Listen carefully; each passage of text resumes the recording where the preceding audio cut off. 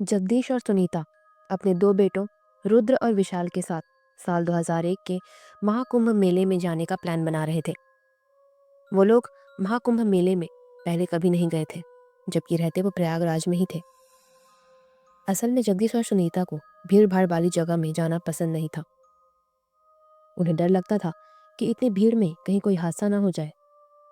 लेकिन इस बार उन्होंने सोचा कि दूर दूर से महाकुंभ के समय अमृत स्नान के लिए लोग आते हैं, तो प्रयागराज में रहकर वो इस आनंद और पुण्य के काम से पीछे क्यों हटे। ये सोचकर अमृत स्नान वाले दिन चारों पहुंच गए महाकुंभ मेले में। तब रुद्र और विशाल की उम्र 19 और 21 साल की थी। विशाल बड़ा था। उस महाकुंभ के मेले में उस परिवार की दशा ही बदल कर रख दी। सुबह के 11 बज गए थे जब वो संगम के पास पहुंचे। अतः भीड़ थी उस दिन, इतनी कि पैर रखने की जगह नहीं थी। दूर से देखने पर सिर्फ चींटी जैसे दिखाई दे रहे थे। जैसे तैसे स्नान करके वो कपड़े बदलने के लिए लौट रहे थे कि तभी रुद्र की नज़र एक अघोरी बाबा की तरफ गई, जो असल में नागा साधु थे और उन्होंने वस्त्र नहीं पहने थे। उन्हें देखकर रुद्र जोर जोर से हंसने लगा। जगदीश ने गुस्से में कहा, रुद्र क्या बदतमीजी है ये, माफ करना बाबा, नादान है ये। उन अघोरी बाबा ने रुद्र को कुछ नहीं कहा, बच्चा समझकर माफ कर दिया और वहां से चारों कपड़े वगैरह बदलने के लिए चले गए। कपड़े वगैरह बदलने के बाद उन्होंने सोचा कि मेले में घूम लिया जाए। तो घूमते घूमते हुआ ये कि भीड़ में रुद्र बाकी सबसे अलग हो गया। अब तीनों रुद्र को और रुद्र तीनों को ढूंढते हुए इधर उधर भटकने लगे। काफी देर तक रुद्र मिला नहीं, तो विशाल ने कहा कि चलो अनाउंसमेंट करवा देते हैं। उधर रुद्र बाकी सबको ढूंढते हुए एक कोने में जा पहुंचा, जहां उसने देखा एक अघोरी बाबा जो कोने में बैठकर कुछ काम कर रहे थे। लेकिन रुद्र का ध्यान गया उनके शरीर में चुभे हुए हजारों कांटों पर। उन अघोरी बाबा के शरीर में गले से लेकर पैर तक कांटे चुभे हुए थे, लेकिन वो बाबा ऐसे बैठे थे जैसे उन्हें उसकी तनिक भी चुभन महसूस नहीं हो रही थी। रुद्र उन्हें देखकर चौंक गया। फिर उसने सोचा कि ये जरूर फेक है, भला कोई इतने कांटे अपने शरीर पर कैसे चुभा सकता है। तो रुद्र अघोरी बाबा के पास गया। अघोरी बाबा को पता नहीं चला कि रुद्र उनके पीछे है। तभी रुद्र ने उनके कंधे से एक कांटा बाहर निकाल दिया और उसे देखने लगा। तब अघोरी बाबा को पता चला कि रुद्र ने ये किया। उन्होंने गुस्से में रुद्र को देखा और बोले, क्या किया ये, मेरी इतने सालों की तपस्या थी ये, एक भी कांटा निकाल नहीं सकता था मैं, और तूने इसे बाहर खींच लिया। रुद्र ने कहा, बाबा गुस्सा क्यों होते हो, ये लो वापस चुभा लो। अरे मैं तो बस देख रहा था कि ये असली है या नकली। अघोरी बस गुस्से में उसे घूरने लगे। उन्होंने कहा कुछ नहीं और रुद्र को डर लगने लगा, तो वो फौरन वहां से जाने वाला था। पर इससे पहले वो जाता, अघोरी बाबा ने उसका हाथ पकड़ा और जो कांटा उसने निकाला था वही कांटा उन्होंने उसके हाथ में चुभा दिया। रुद्र को दर्द हुआ और उसने देखा कि कांटा चुभाने के साथ साथ वो कुछ बुदबुदा रहे थे। फिर उन्होंने रुद्र का हाथ छोड़ दिया और रुद्र वहां से भाग गया। अनाउंसमेंट के कारण जगदीश को रुद्र मिल गया और फिर शाम होते ही चारों अपने घर पहुंच गए। थके होने के कारण उस रात सब जल्दी सोने के लिए चले गए, लेकिन रुद्र के दिमाग में अब भी वो कांटे वाले बाबा बसे हुए थे। उसे अचानक उनकी आंखों से डर लगने लगा था। वो बार बार करवट बदल रहा था। फिर एक तरफ करवट लेकर उसे जैसे ही अपनी आंखें बंद की, वैसे ही घड़ी में ठीक 12 बजे और अचानक रुद्र को लगने लगा जैसे कि कोई उसे देख रहा हो। रुद्र उठकर बैठ गया। उसने कमरे में सब तरफ देखा, लेकिन कमरे में कोई नहीं था। विशाल गहरे नींद में सो रहा था।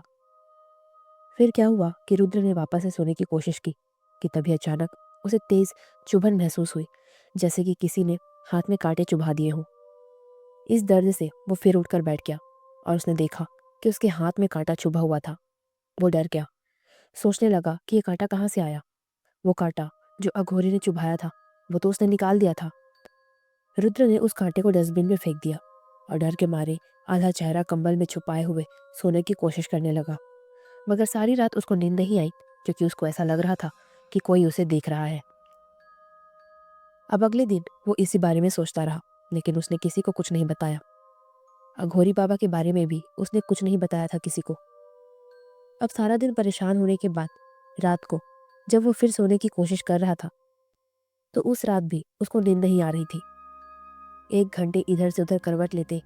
जब उसको थोड़ी नींद आने लगी और जैसे ही 12 बजे वैसे ही फिर से उसे कंधे पर कुछ जोर से चुभा और वो वापस से दर्द में कराहते हुए बैठ गया।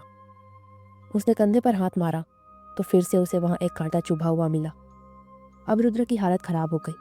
उसने देखा कमरे में तो कोई नहीं है, तो फिर ये कौन कर रहा है। उसका दिमाग काम नहीं कर रहा था। उसने फिर से वो कांटा डस्टबिन में डाल दिया। अब आगे रात का ही किस्सा सुनिए, क्योंकि उसके साथ जो होता था वो रात को ही होता था। अगली रात को ठीक 12 बजे उसे वापस से कांटा चुभा और इस बार ये कांटा उसके गले में लगा था। पिछले 3 रातों से रुद्र की नींद छिन गई थी। हर रात उसको आसपास किसी के होने का एहसास होता था और इस कारण डर के मारे उसकी हालत खराब होती जा रही थी। चौथी रात को लेकिन कुछ और भी हुआ। 3 रातों से न सो पाने के कारण उसको चौथी रात में 8 बजे से ही नींद आ गई। वो गहरी नींद में सो रहा था, लेकिन फिर उसको दिखा एक भयानक सपना, जिसमें उसने देखा कि वो महाकुंभ के संगम में डूब रहा था और उसके आसपास अघोरियों की सेना खड़ी थी जो उसे डूबता देखकर हंस रहे थे। रुद्र सबको मदद की गुहार लगा रहा था, लेकिन किसी ने भी उसकी मदद नहीं की। सबसे आगे खड़े थे वही कांटे वाले बाबा, जिनके चेहरे पर गुस्सा और एक डरावनी मुस्कान थी। रुद्र ने सपने में कहा, बाबा, बाबा बचा लो, बाबा माफ कर दो, मुझे बचा लो। तो अघोरी बाबा ने कहा कि तुमने मेरी इतने सालों की मेहनत पर पानी फेरा है, उसका अंजाम अब तुम्हें भुगतना ही होगा। अब इसके बाद सपने में रुद्र डूब गया। फिर रियलिटी में वो चिल्लाकर जागा। वो पसीने से लथपथ हो चुका था। उसकी चीख सुनकर विशाल भी जाग गया और पूछा क्या हुआ। तो रुद्र ने कहा कि मैंने बहुत भयानक सपना देखा। विशाल बोला, सपना ही है, सो जा आराम से, कुछ नहीं होगा। विशाल तो सो गया, लेकिन रुद्र ने देखा कि 12:30 बज चुके थे। फिर उसने सोचा कि आज उसे कोई कांटा नहीं चुभा। ये सोचकर उसे राहत मिली, लेकिन जैसे ही वो बिस्तर पर लेटा उसे 10 अलग अलग जगहों पर चुभन हुई और इस बार इसका दर्द 10 गुना ज्यादा था। रुद्र वापस से उठकर बैठ गया और बिस्तर पर उसे जगह जगह खून के धब्बे दिखे। फिर वो आईने के पास गया। उसने अपनी शर्ट उतार दी और अपनी पीठ को देखा, जिसमें 10 अलग अलग जगह पर कांटे चुभे हुए थे और इस बार उन जगहों से खून भी निकल रहा था। बड़ी मुश्किल से उसने उन कांटों को निकाला और दोबारा शर्ट पहनी। अब वो डर के मारे कांप रहा था। समझ नहीं आ रहा था कि क्या किया जाए, कैसे छुटकारा मिलेगा इससे। अगली रात को तो रुद्र को आंखें बंद करने से भी डर लग रहा था, क्योंकि जैसे ही वो आंखें बंद करता था उसे उन अघोरी बाबा का गुस्से वाला चेहरा दिखाई देता था। उसने सोचा कि अगर वो आंखें बंद भी ना करे तो उसके साथ कुछ नहीं होगा।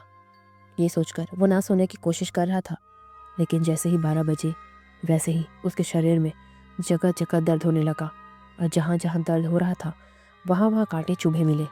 दर्द में चिल्लाने लगा वो और विशाल उठ गया। फिर विशाल ने जब उसकी हालत देखी तो उसके भी रोंगटे खड़े हो गए।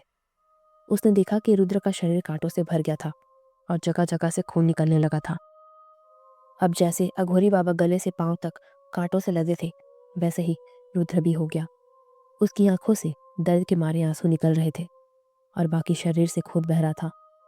विशाल ने फौरन जगदीश और सुनीता को बुलाया और जब दोनों ने अपने बेटे की वो हालत देखी तो दोनों की रूह कांप गई।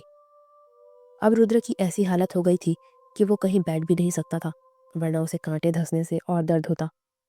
रुद्र ने तीनों को बताया कि आखिर कुंभ मेला में उसके साथ क्या हुआ था। जगदीश समझ गया कि ये जरूर अघोरी बाबा का श्राप लगा है। इस श्राप से वही मुक्ति दिला सकते हैं, वरना रुद्र को जाने क्या क्या सहना पड़ेगा। उन्होंने सोचा कि वो फिर से कुंभ मेले में जाएंगे और अघोरी बाबा से प्रार्थना करेंगे, भीख मांगेंगे अपने बेटे की जिंदगी की। बहुत ही दर्द से जूझते हुए रुद्र वापस कुंभ मेला पहुंचा। उसने कपड़े भी नहीं पहने थे, क्योंकि जब भी कोई चीज़ कांटे को टच करती तो भयंकर दर्द होता था।